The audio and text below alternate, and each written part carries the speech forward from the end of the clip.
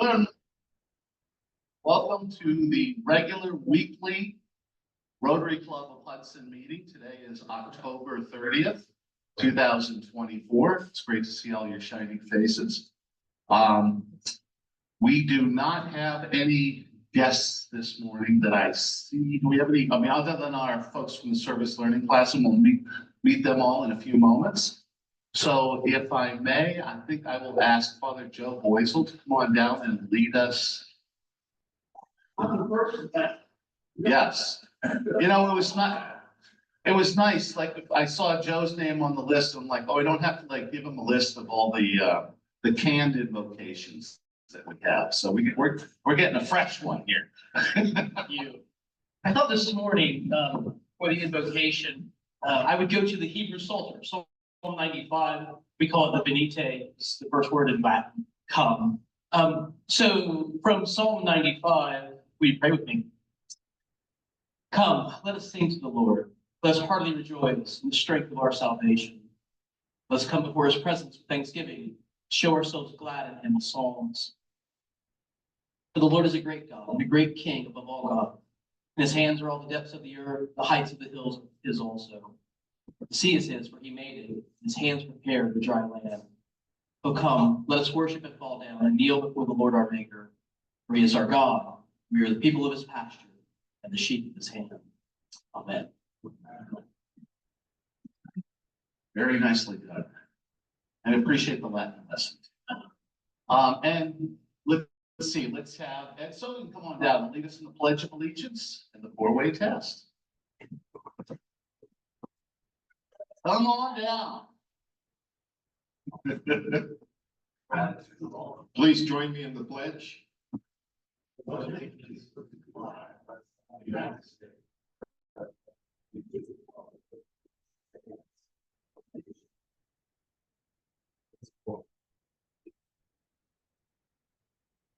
In our four-way test, first, second,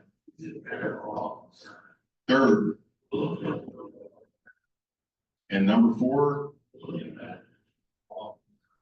Just a quick note, since I don't have to come back up here again, but Santa and the Green signups will start next week. The event is on December 7th. I need 2 head elves for a 3-hour shift. We've got Ron is 1. Sold. David. All right. Got that taken care of. Thank you. And I just wanted to mention also real quickly, James Field and I went to the girls' soccer. James, what was that, a district event? Regional, probably a regional. They're in the playoffs. And all of our high school teams are basically crushing it this year. Boys are playing tonight at Macedonia. So, and they're amazing. They're probably number 1 in the state. So anyway, here we go. Our president, Kelly Brennan. Thanks, Tom. I'll defer with, why is there a dollar bill in here? Wow. Okay. For once, huh? Finally. I'll defer most of my comments till after, because we've got a lot of stuff going on. But I did want to make sure that we were all on the same page. You want to come talk about it? Rich is going to talk about the fall fundraiser.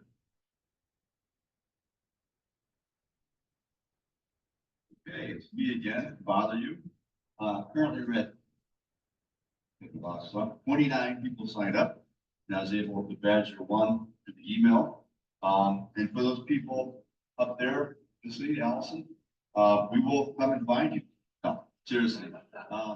If you want to donate, email me and I'll write your number down here on the sheet. And we will make sure between Marilyn and I, we will get you your stuff once you order. Once again, the order has to be in by November 17th, and it will be delivered to the club by the 3rd. Once again, November 7th, we have a gala event for the District 6630. Love to see your smiling faces there. So that is my fault. I'm going to continue to pass this around. There's empty spots, these people that want to contribute, and we do accept donations from the president of the Hudson Community Foundation.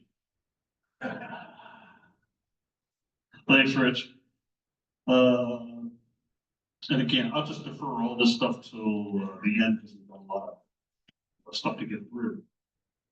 Who is introducing our folks from the high school? Let's get them up here first. Come on up, guys. You guys need no introduction.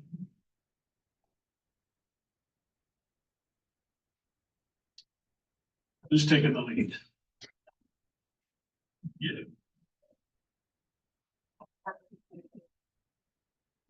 Morning, everyone. It's so good to see you. For those of you who don't know me, my name is Brittany Ami. I'm one of the co-teachers for the Hudson High School Service Learning Program. And we obviously have two of our wonderful students here today. But first, I want to tell you about the fact that we did just finish our Ledgewood trip, which is that overnight trip that we do every year to help our students really with bonding and like getting outside of a comfort zone and hopefully meeting people in their class that they probably knew as like first graders and then haven't talked to in a while. And I know Mr. Tobin was there. He came for the dinner the first night. So we thank you for that. But our kids moved gravel. We moved gravel. Well, we didn't. I was in the tent group, but our kids moved 20 tons of gravel in an hour. Yeah. And then they took a hike. So that was pretty awesome. We took down tents. We found baby bats. We did trail cleaning. So our kids did an absolute ton of work for the Girl Scout camp. And we found out that they are fans of fried rice and Mexican food. And they really like to continuously have like a drink, like a Snapple in their hands. So that's pretty awesome to know for the spring trip.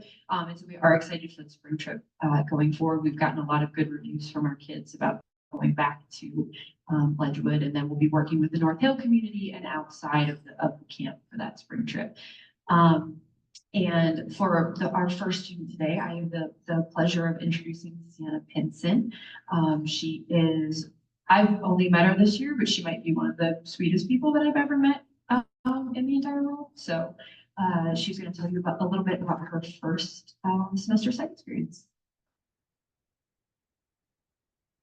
Hi everyone, I'm Sienna Pinson. So my site is at Heritage of Hudson, right across the street. So I work mainly with memory care, but I would say my first experience there was kind of shocking for me. I was not used to that type of environment, and I'm really proud of myself for connecting with the people and really just getting to know them, because working with memory care, it's hard to really connect with them, because in some situations you find yourself not able to even have a conversation with them. But getting to know them as people and getting to know what their interests are and who they are as people is really important, and it sparks their memory. And it's great to see them smile, and even if they don't know your name, you can tell that they recognize you, and it's a great feeling. And even though I work mainly memory care, it's great to connect with the other residents and see other people, and they're starting to recognize my face. And the other day, one of them was just so excited to see me, and it's just great knowing that I have an impact on people other than just within my, like, just expanding my community and getting to know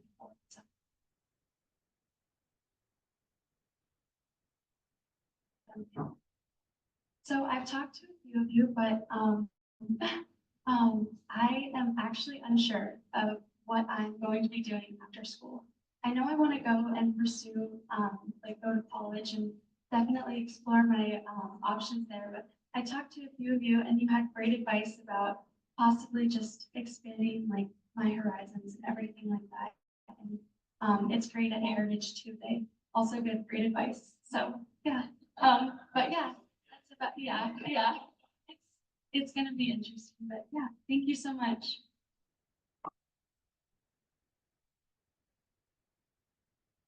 Good morning, Rotary. My name is Gina Bonville, and thank you again for hosting us. I've known Sienna since she was a little girl, so I can second everything that Britt said. She played sports with my daughter and I had her in class last year. So she's absolutely wonderful. And I have the pleasure of introducing Parker Rosenberg, who's one of my guys in AM and is currently serving at the DLM Food Pantry in Akron.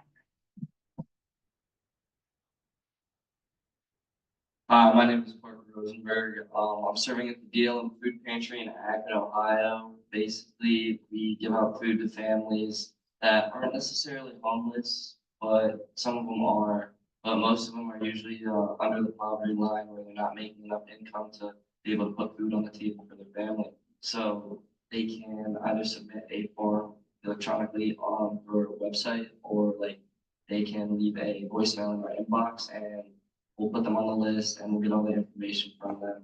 And then we either go out and deliver food to them, or they can come up and pick up food as well as shop for clothes and other hygiene products.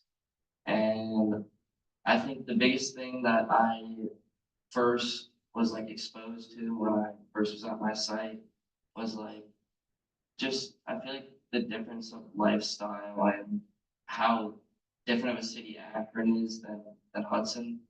It's definitely an eye-opening experience. There's more homelessness and people living below the poverty line in places like Akron, especially like inner city where I'm like located. So we're located in the basement of a church, and we have a lot of people who are like living on the porch of the church, which is really sad to see, but we try to help them out as much as we can. So we we give them food, we give them sometimes if they need gas cards, we give them gas cards. We also provide clothing.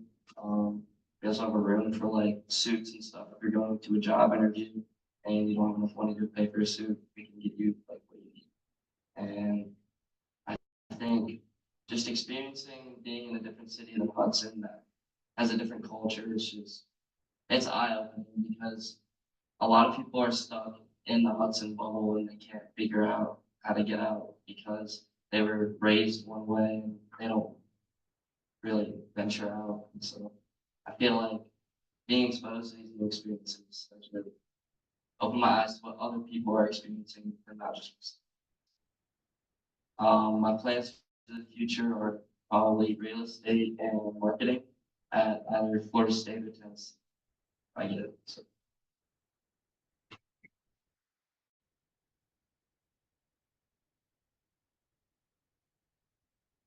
So I can honestly say about both of these students, Parker, who I just got to know this year, that like what I love about them is their energy. They both come in, but especially every day he comes in with a smile. Like nothing he sees at site is something that like, I want to do this. Like a lot of kids recoil, like he had kind of referenced, but he's fully embraced the experience, and we're so proud of our students. And you have the opportunity to come and see them up close for our policy projects and our kindness projects. So you will get an email very soon from Marty and from Jamie asking you if you'd be willing to volunteer and come and look, take a look at their projects and give them some productive feedback. So we hope to see you guys around the holidays. Thank you so much. Sorry, I just wanted to, for the policy projects, because those are coming up first. We are still waiting on our end of the quarter exam or end of the course exam schedule, which is why those haven't been shared yet. We're hoping that we get that schedule in the next week. And so, just please be aware that you will hopefully be getting something from Marty in the next week or two. Because we really would love, we'd love for you guys to be able to come see. Thank you. Thanks, guys.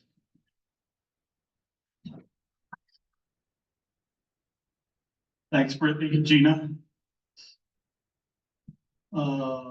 Next, Dave, you want to introduce our guest?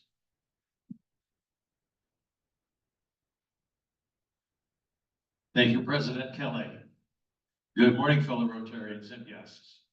Today, our speaker is Amy Jordan. Amy is president of Hudson Community Foundation and joined HCF in 2012. She's held the position of president of the foundation since January of 2019.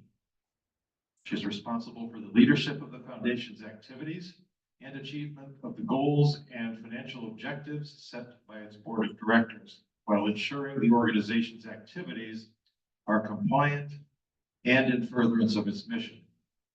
Amy has more than 30 years of extensive and diverse experience in marketing, sales, and operations for companies ranging from startup to global, with significant hands-on experience in the development, implementation, and distribution of products.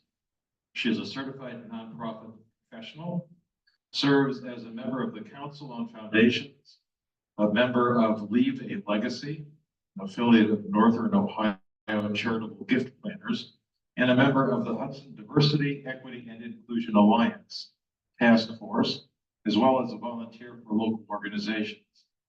Amy has been a Hudson resident for 24 years. She lives in Hudson with her husband and 2 children and holds a Bachelor of Science degree in marketing from Kent State. Please join me in giving a warm Rotary welcome to Amy Jordan.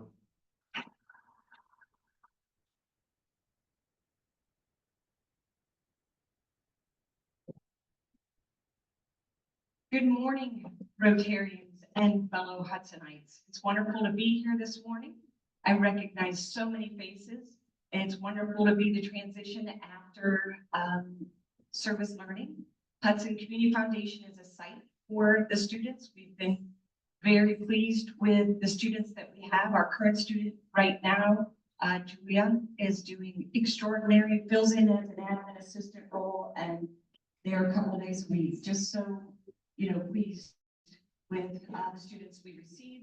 And on the other, just personal note, is both of my children went through the Hudson City School District and participated. They had the opportunity to participate in service learning. And like Brittany just shared about the Ledgewood experience in the fall, it was exactly that they got to bond with these other 60 students that are in the program and make new friends, but also connect with those that they didn't even know were in their same class. Isn't that amazing? Because typically students are, grouped academically, athletically, any other extra activities they might participate in. But service learning gives them that opportunity to meet other students as well. So it's extraordinary. Hats off to your group. The second one, the one bar. Just That one, fantastic yep, job. and go.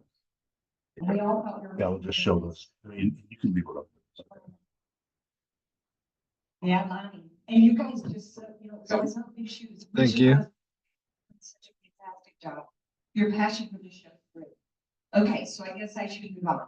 So I'm here to present for Hudson Community Foundation today. And I'm going to skip this next slide because David just covered it. And I was just going to share about myself.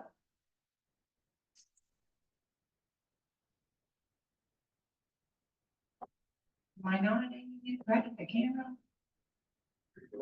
It went? Okay, we can skip that one. Oops, I think I went too far.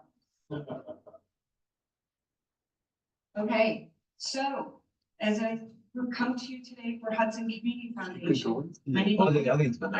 I did it. What is it? And then it started working. Oh, Well, it's so a charity that's why I that was like, raises well, money to messages. support nonprofit organizations in the region of the residents they This serve. works. This is something we've been trying to do A for years. community foundation plays four. Yeah, I think roles. she, cause she did Of this. course, as I just said, community, sorry, as I just said, they're created. to Last serve time they the even needs did this. for me. of the Yeah, region. yeah, I just don't And know. I our even like the region is camera Hudson, area. You could Which have is done unique in things. itself, because many community foundations are formed to support full regions such as multiple counties. Some are even formed to support the entire state. Hudson Community Foundation was formed to support the needs in Hudson. And yes, there are needs, and we're going to get into those in the next few slides. But I do want to recognize one of our founders today. That is Phil Tobin. Phil Tobin and Bill Wooldridge founded the Community Foundation in 2000. Both gentlemen understood the needs that were here in this community and the need for a community foundation and the value that it would bring to our residents. What the Community Foundation does is they act as a catalyst and a convener. We bring together stakeholders, residents, nonprofit, and government agencies to identify and address community needs, working towards facilitating partnerships and provide resources to maximize the impact. We are also responsible grant maker. We collect donations from individuals, families, businesses, and other nonprofits that then use the funds to support the nonprofit organizations through grant making and special projects with strategic ways of ensuring the grants are aligned with our mission of the foundation and our community priorities, working towards positive change within the local area. As a philanthropic leader, we collaborate with our local agencies to identify community needs and serve in the catalytic role. We guide and facilitate the philanthropy of charitable-minded individuals, family, businesses, and organizations. Like any organization, we all should have a mission. The beginning slide that was read at the first is really your mission, it sounded like, that you all agree to those first 4 questions. Well, our mission, as you can read here, is Hudson Community Foundation was formed to enhance the overall quality of life in Hudson by increasing charitable giving, educating and connecting donors to the needs of the community, and raising community issues. Our vision is we would want to be the partner of choice for charitable giving in this community. Our values are trust, integrity, and transparency, and that is shown with the 3 credentials that you see. The first being the accreditation from the Council on Foundations is a rigorous program that we enforce that has integrity, professionalism, and legal compliance in the charitable giving sector. The other 2 are third-party nonprofit organizations that do rank nonprofits that you can always take and look at yourself if you're ever interested. And we hold the highest ranking. I went back. This is where, and now I go. Now, did it proceed on its own? Or no, I must have hit it twice. Okay, I need to always look over them. Actually, I need a technical assistant. Yes, okay. Okay, so when the community foundation, when you think of it, the easiest way, because many times I hear it's really difficult to understand what a community foundation does. So we break it into 3 categories, because at the foundation, what's also unique is many other community foundations, there's about 900 throughout the country. They were founded by a large gift, several large gifts were created with an endowment. Hudson Community Foundation was started in the grassroots with our local residents, where others are here in the room, with multiple funds. The focus was all about donor engagement, donor-directed family philanthropy. So our funds were started with that first on the Venn diagram with donor-advised funds. The next are organizational funds and HCF funds. These are both community-driven in these areas. But with the first, donor-advised funds are there to help individuals, families with their charitable giving. All of those dollars, as I said, are directed by those donors. The organizational funds that you see there are established by donors and representatives of organizations, 2 that we have here today. We have recently partnered with the Rotary Club here holding their organizational fund, and also Hudson City Schools Foundation, partnering with them to hold their fund as well. The focus there is we administer that fund, their nonprofit, and they focus on their mission. We offer funds specifically to benefit the community, and how we do that is our unrestricted funds, and that is how we grant back to the community. We just finalized our fall grant program. We're granting about $29,000 to local nonprofits that are serving the needs here in either projects or programs that will be taking place in 2025. We have 2 grant cycles, typically the spring and the fall. And this year, combined with both, we'll be granting out about $50,000 back to the community from those HCF funds.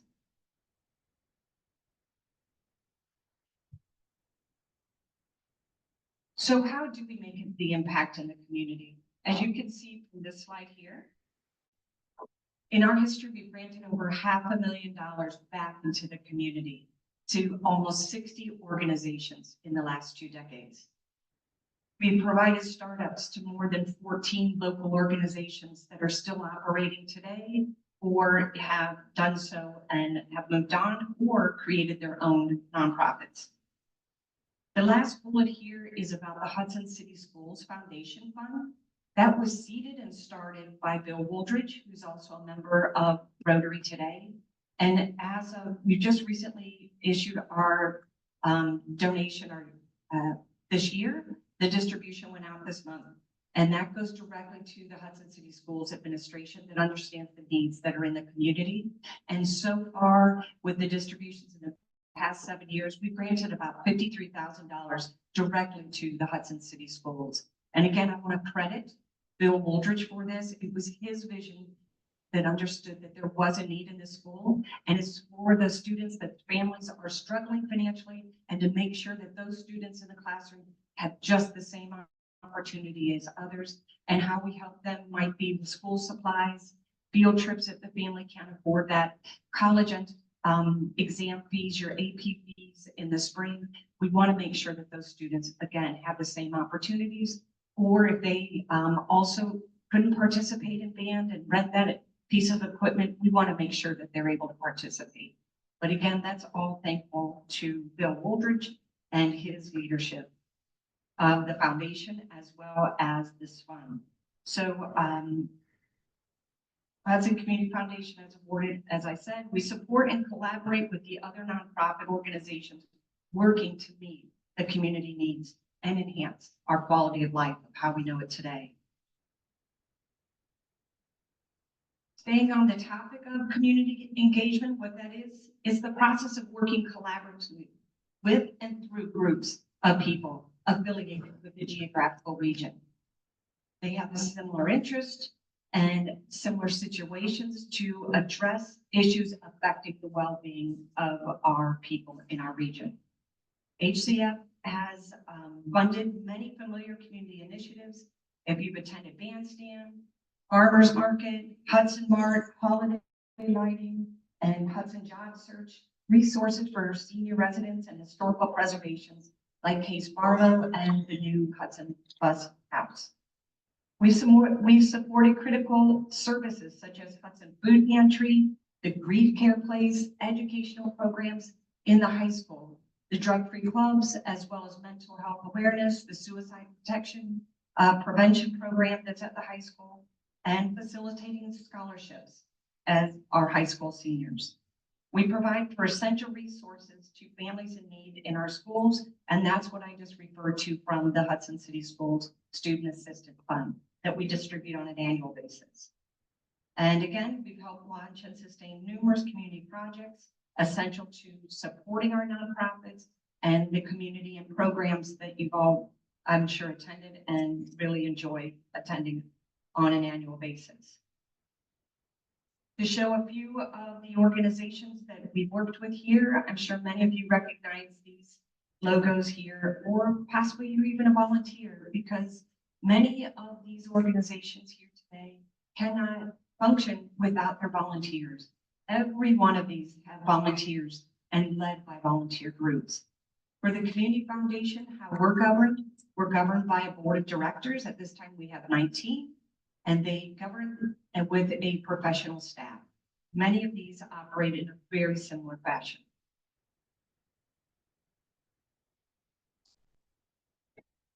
As I referred to in the Venn diagram early on, is we have different categories of funds at the Hudson Community Foundation. Our primary assets are held in these donor-directed funds, and our donors have made nonprofit organizations. They donate to nonprofit organizations locally and nationally, while these funds are administered by the Community Foundation. As you can see, they've donated in the past 2 decades over $30 billion from their funds, while $7 million have stayed in Hudson. So these donors are doing good work for our community and supporting these nonprofits, as well as Hudson Community Foundation. And would any of you have guessed that this amount of dollars is flowing and supporting local nonprofits? It is great, isn't it? In this community, We have amazing individuals that are truly philanthropic, and that's what makes Hudson unique and wonderful for us to live, work, and raise our families here.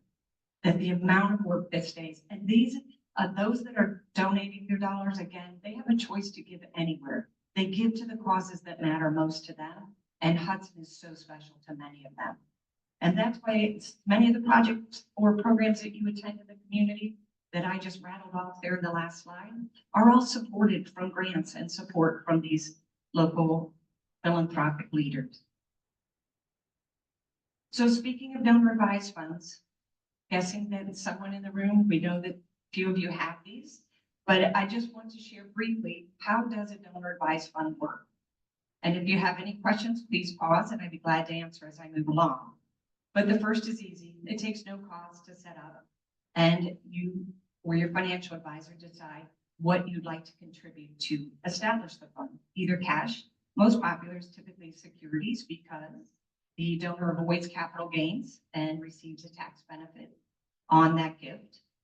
What happens is that fund then stays in an investment account. It grows tax-free. You don't pay capital gains, you don't pay tax on that. What it does result in, you have more to grant over time.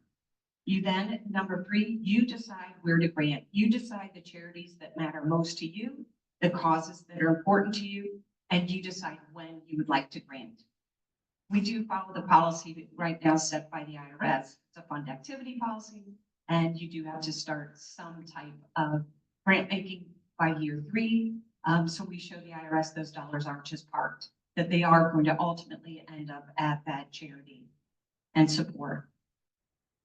DAFs are among the fastest growing forms of giving. In 2023, there are approximately 2 million DAFs in the United States. 2 million DAFs in the United States. They continue to grow steadily with a growth rate since 2018 of 22.6%. And Bill Tobin, I'm happy to tell you that during that same time frame, Hudson's Community Foundation staff rate grew 50.7%. Yeah, wow. So it is fantastic, isn't it? And it is the most easy way to give for your charitable giving. But as I said, there's several of you sitting here, so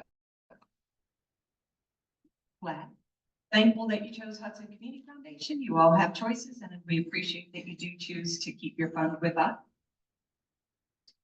I'm not sure if anyone's seen this, but when I read the instructions from David, it said provide educational, informative, but entertaining presentation. I don't know how to make charitable giving and entertaining, but oh no. Okay, philanthropy is big business, right? It is big business. What you see here is, I'm not sure if anyone has heard of Giving USA. I'm guessing if you give to any charity, they quote you Giving USA because it is the initiative from the Giving Institute. The research is done by Giving USA Foundation, and it's all backed and written by the Lilly School of Foundation, which I'm sure everyone has heard of as well. That's where I did get part of my credential is from the Lilly School of Foundation. But as you can see here, the most recent data shows in 2023, last year, over $500 million was given to nonprofits. $500 million, that growth. Look who gave those gifts. 67% were given from individuals. Part of that is from donor advised funds. That's where it's big. So in 2023, believe it or not, that was an increase of 1.9% from 2022. But when you adjust for inflation, it's actually a decrease of 2.1%. So the giving grew, but due to inflation, it is slightly a decrease. Individual, as you can see there, is at $374 million,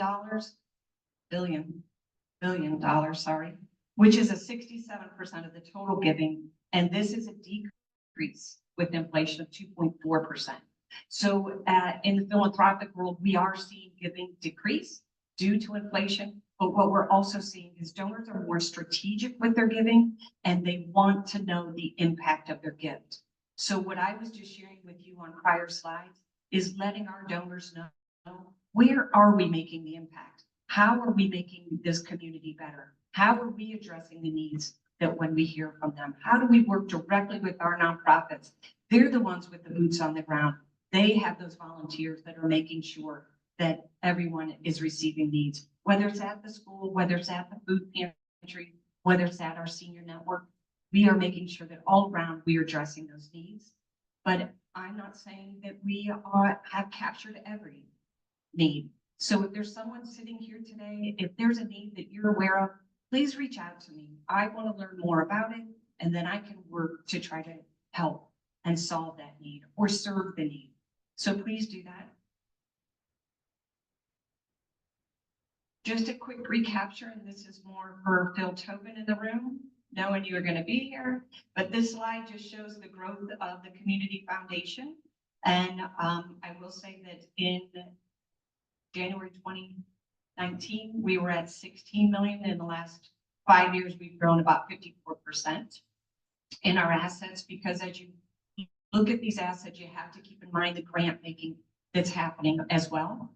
And for us, we had historic grant making last year of over $5 million, and we're on track for that again this year from our donors. So, and right now after the end of the third quarter, we're right over 32 million in assets. But again, we do have work to do in November and December. It is called the giving season for a reason, and that our donors will be giving throughout the end of the year. I believe that's my last slide. So I am now here to answer any questions you might have.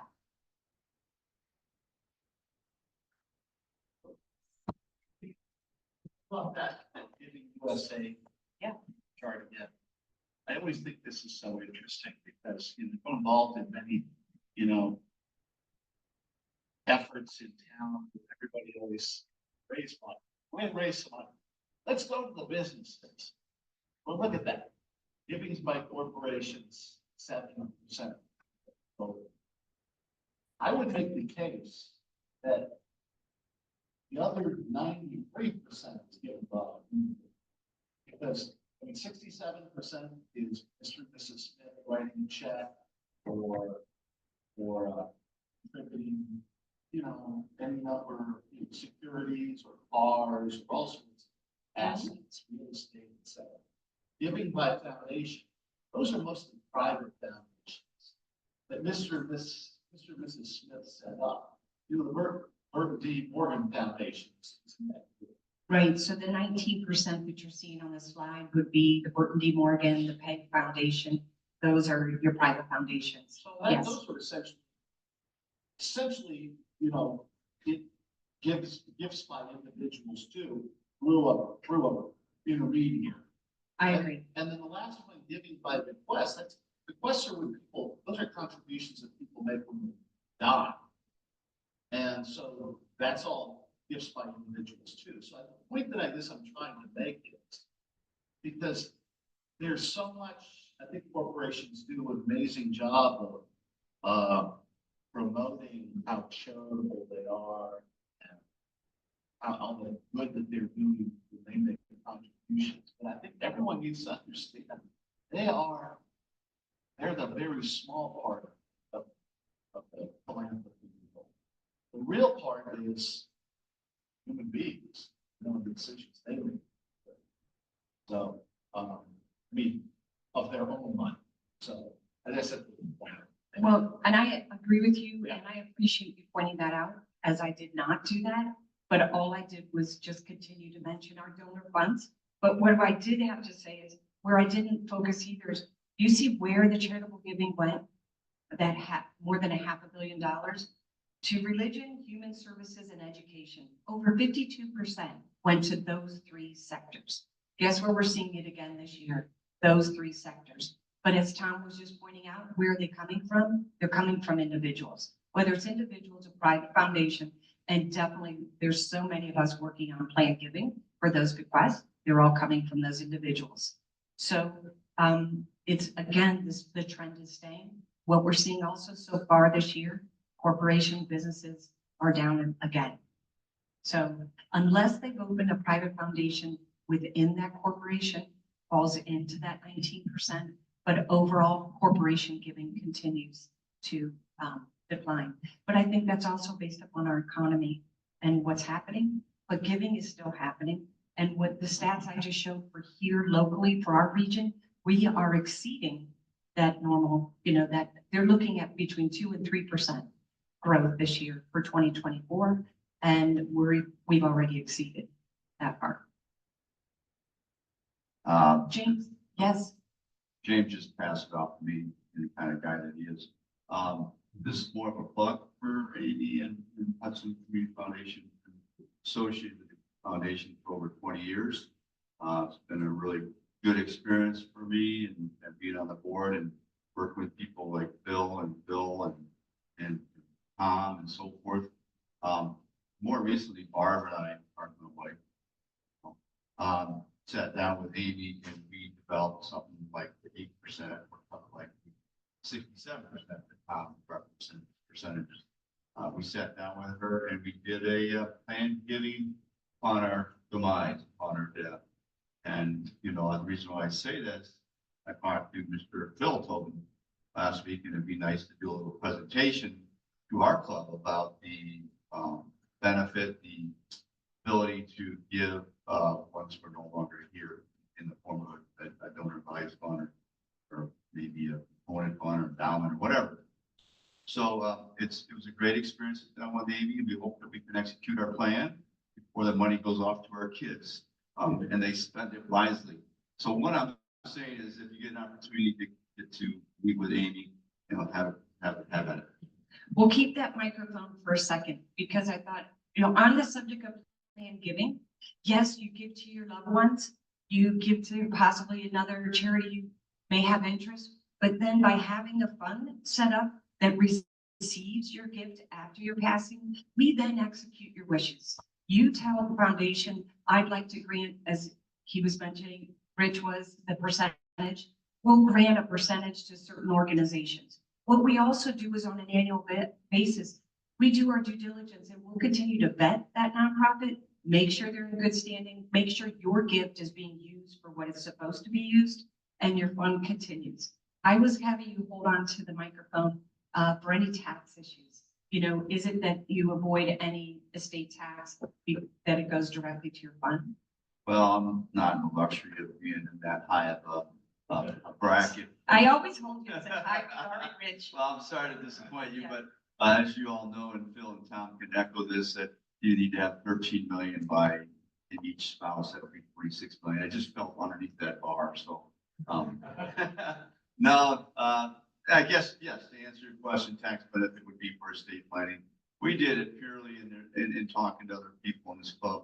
They have a little bit of reverse plan for their funds, and maybe they have funds set aside differently for their children or your grandchildren. They're doing the reverse. They might be doing 80% right to charities, and then kids only get 20% because they probably already take care of their kids during a lifetime. But this can be a gift to your children, a charitable gift to your child, or children. Name them as a successor advisor. Once you pass, those children can then advise on the fund and continue to give charities. This community foundation, again, was founded on family philanthropy, and what a better gift to give to your children. Well, and as you know, Tom and Bill have been instrumental in involving their family, along with the forehands who really made it a lot of emphasis on getting their children involved. It's a great family bonding exercise and teaching your kids that, don't hold on to the ultimate buck and give some of it away, So can I pass this off to James now? You can now be finished and please sit down. So hopefully, Rich, we don't collect on that too. So just a question, I know they often talk about charities and percentage overhead. Sometimes it's surprising how much some charities have. But do you have a statistic in terms of the let's say community fund in terms of percentage overhead? Yes, we are now at 92%, which is excellent, and that's why we received the rating. And what James is referring to is all charities have a rating, or it's called their program expense ratio. What you should always be looking at is what is that program expense ratio? Anything 85% and higher is referred to as excellent. We strive for 90 and above. And what that means is for every dollar you're giving, what percentage of that dollar is actually going to the program that you want to support? So thank you for that question. Amy, Bill? I'm just absolutely amazed at what's happened with Hudson Community Foundation. Back in 2000, we set this thing up. Basically, there were two major community foundations in this area. One was the Cleveland Foundation, which is again the start of all community foundations that got their start there. At that time, it was probably the second largest in the country. The other one was the Akron Community Foundation. But in observing how they operated, typically community foundations are very local and regional and very territorial. So typically community foundations will only grant in their own area. And so Cleveland Foundation only supports charities in the Cleveland area, which would be Cuyahoga County and Lake County. So they don't come into Hudson that much in making grants. And the other one's the Akron Community Foundation, which is in this area. We are in the area of the Akron Community Foundation. And I'm not being critical about Akron, but in many instances, they thought this is a wealthy community and really didn't do much in the way of grant making. So there was really a desert there where there was no real opportunity for the community served by a community foundation. That's what led us to set up. Well, maybe we could set up one here in Hudson. Now, in setting up in Hudson, it's unusual in that it's the only community foundation in the country that basically says, we will make grants around the country. So I'm sure their focus is in Hudson. I think that's great. I think that's great. There's a lot of needs here in Hudson. And so that's served very actively, and Amy's been very articulate in how that happens. But in the case of a donor advised fund, where the donor sets up the fund and wants to make a grant to Hudson, that's fine. But they can also make a grant to San Diego or any other part in the community. So I think what's happening here is you have an unusual situation with community foundation that's unlike any other community foundation in the country that allows you as a donor to participate in a very active way. And Rich mentioned the idea of legacy and how it works with children. The amazing thing about donor advised funds is that basically the donor stays on and advises during their lifetime, but they can set up successor advisors, which means it can get passed down. So what basically happens is when the donor sets up a fund, they realize that the donor advised fund is an excellent tool to teach the kids. It's an amazing tool. And in fact, the national statistics are in one generation, let's say my generation, Tom's generation, and then the X generation, as money moves from one generation to the other, incidentally, that's $87 trillion. It's going to happen in the next 20 years. $87 trillion is going to go from my generation, which is the silent generation, to the boomers generation, and then to X generation. So in the next 20 years, all these $1 billion, $87 billion is going to transfer down. Well, in the national statistics, when it goes from one generation to the next, let's say from my generation to Tom's generation, 90% of 70% of the assets are lost. And when it goes from the boomer generation down to the next generation, an additional 20% is lost. So what's happened is that much of this transfer of wealth is lost because of the people receiving it are just not prepared to handle the consequences of the wealth that's being transferred down. Well, the donor advised fund is an excellent tool to teach the kids to be responsible caring adults.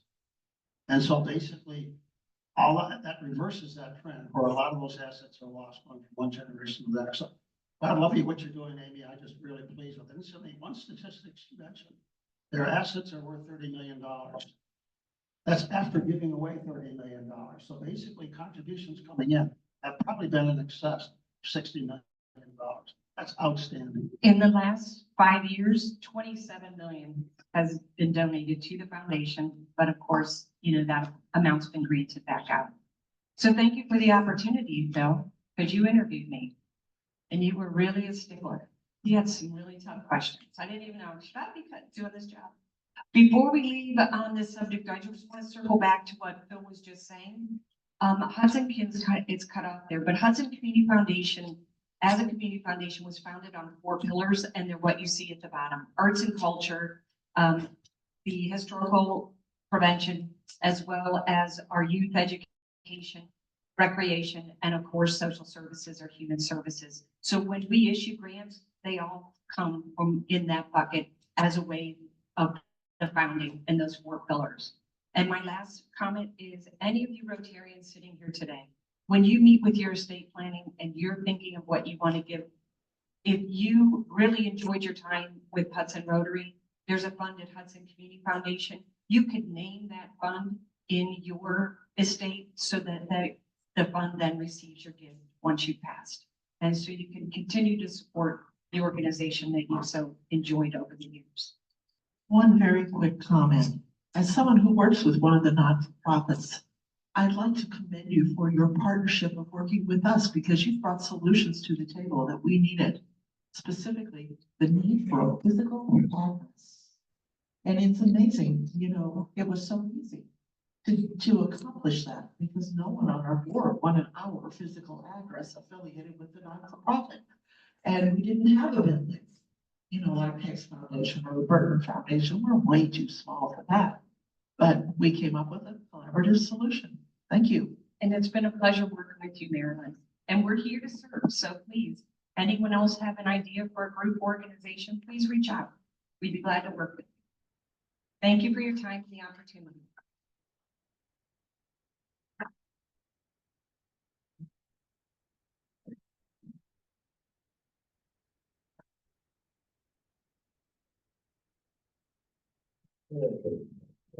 I'd be remiss. I didn't tell everyone that the Hudson Community Foundation also assisted us when we raised the funds for remodeling of the Boy Scout cabin. So everything goes round and round. It actually starts over here. These 2 young children over here, kids, sorry. They're planned to be at a very young age.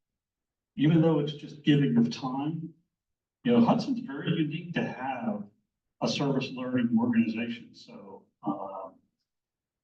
everyone in this room is connected in some way, form, or fashion. And so hats off to you guys for what you do. And Amy, I'm going to ask you. Ticket.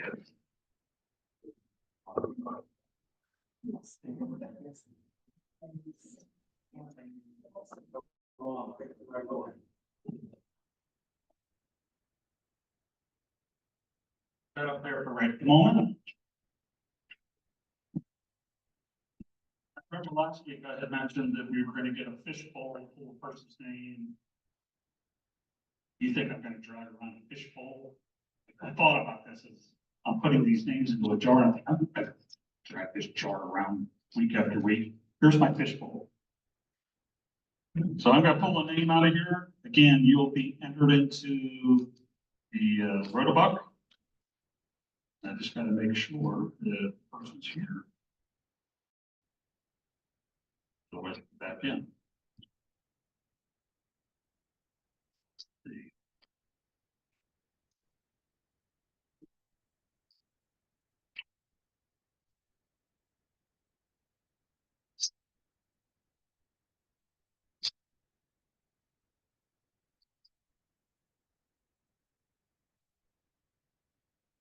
Mr. Warfield. This is your day, isn't it? All I need you to do is just a few things that we don't know about you. Mr. Warfield joined this club November 1st. Your anniversary is coming up in 2 days. It's 2005. You've been with us, will be 19 years, right? Does that sound right? And if you come up here, I will give you your certificate.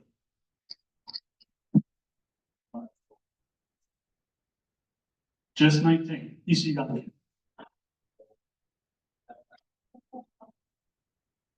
That could be the winning ticket. No? Okay.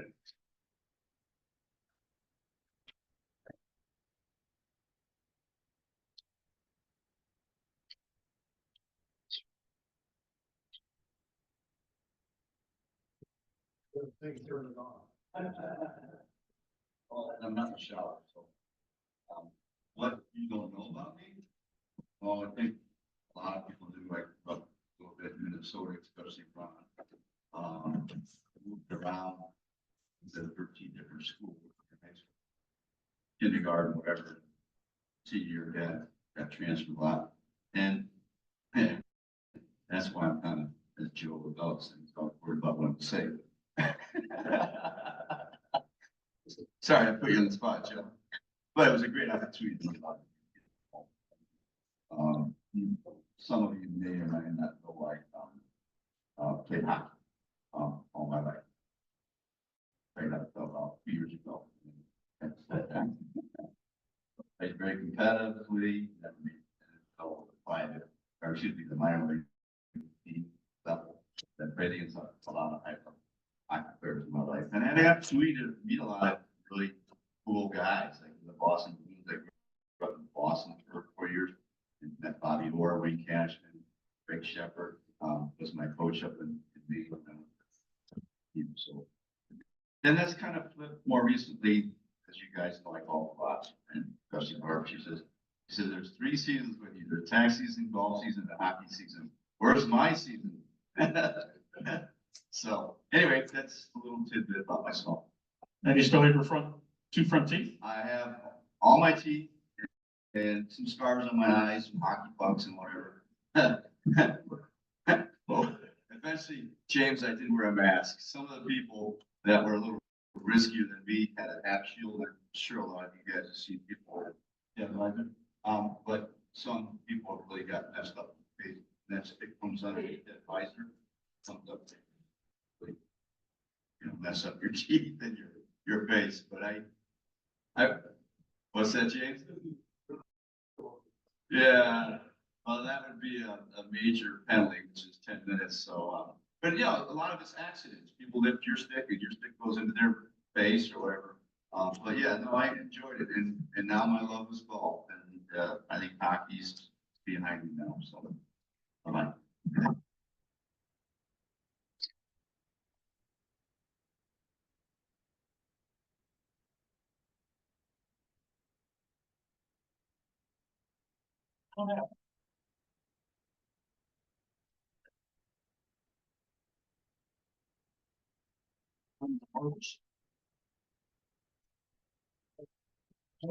Once again. All right, so we'll hang in there. So can we have, oh, I can't see him back there. There it is. There we go.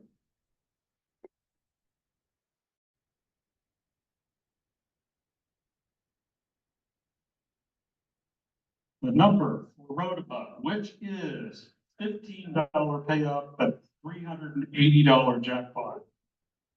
Jackpot seems to be growing slowly. Last 4, 2740. 2740. Really? Hey, Mom.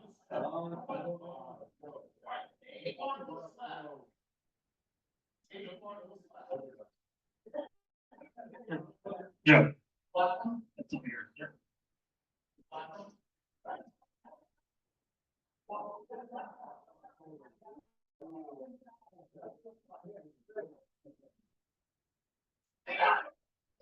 Whoa! Winner, chicken dinner. I think Ben takes care of you next week. Create.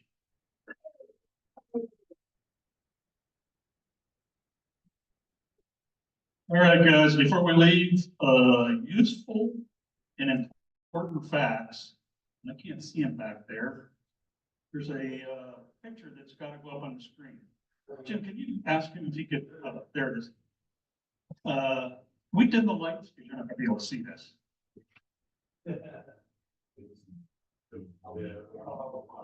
Left-hand side, hit one of the buttons that'll dim the lights.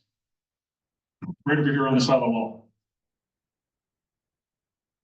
Because you're not gonna be able to see it.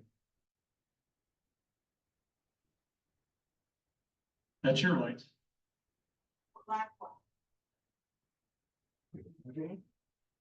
It's just a light switch, guys.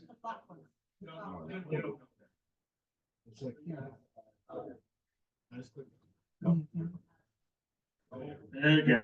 How about a little bit more if we can get it? Okay, so unbeknownst, while painting the hand, so when this poster was done, this was in the 1970s. Sort of read this, can you see? Bob Gleason did the poster for the movie Halloween, which was a very low budget John Carpenter film. He wrote it. I think they filmed it in like 20 days. You know, no one knew this was going to become the hit that it is. But while he was making this poster, can you guys see in the hand? It's a face. Look at that hand. You see the eyes, the nose, the mouth, all without his knowledge.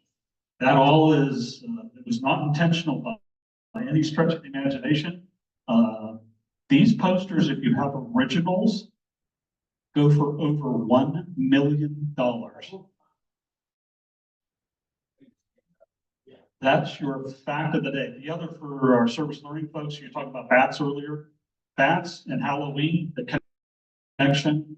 Years and years ago, they used to do bonfires many hundreds of years ago. Bonfires attracted bugs. The bats came in to eat the bugs. And that's how bats got associated with Halloween. Halloween is an Irish holiday that started many, many hundreds of years ago. So that's how bats, Bram Stoker related it to vampires. And with that, we are better educated and we're ready to move on. I'll see everybody next Wednesday, bright and early. Take care, everybody.